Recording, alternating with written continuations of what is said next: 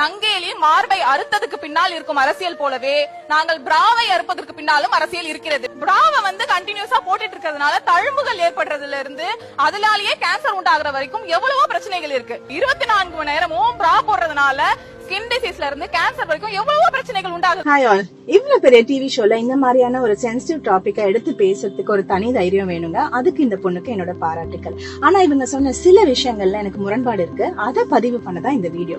இவங்க என்ன சொல்றாங்கன்னா, பிரேசியர் ரொம்ப நேரம் போடுறதுனால தழும்புகள் வரலாம், ஆனா அந்த தழும்புகள் கேன்சரா மாறலாம்னு சொல்றாங்க. இதுல ஒரு சின்ன உண்மை இருக்கதாங்க செய்யுது. ஆனா தழும்புகள் வருது அப்படின்னாலே உங்களுடைய சைஸ் அண்ட் ஃபிட் சரியில்லைன்னு அர்த்தம்.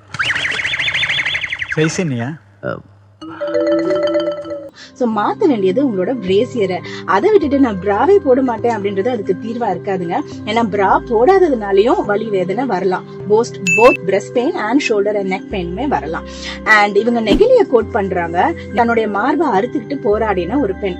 அண்ட் அந்த போராட்டம் எதுக்காகன்னு பாத்தீங்கன்னா, தன்னுடைய ஆடை சுதந்திரம், தன் மார்பை தான் கவர் பண்றதுக்கு உரிமையை கோரிதான் அந்த போராட்டமே நடந்தது.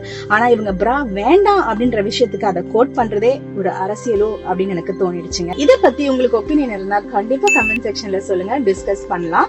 போறதுக்கு முன்னாடி ஒரே ஒரு விஷயம் கண்டிப்பா நான் சொல்லணும். பிரேசியருக்கும் பிரஸ்ட் கேன்சருக்கும் டைரக்ட் கனெக்ஷன் கிடையவே கிடையாதுங்க. For that matter any type of brassiere, sports bra, feeding bra, under wire bra, plunger bra எது போட்டாலுமே அதனால பிரஸ்ட் கேன்சர் வரும்ன்ற மாதிரியான டவுட் இருக்கவே கூடாது நம்ம பெண்களுக்கு. You take care. Always yours doctor D. By.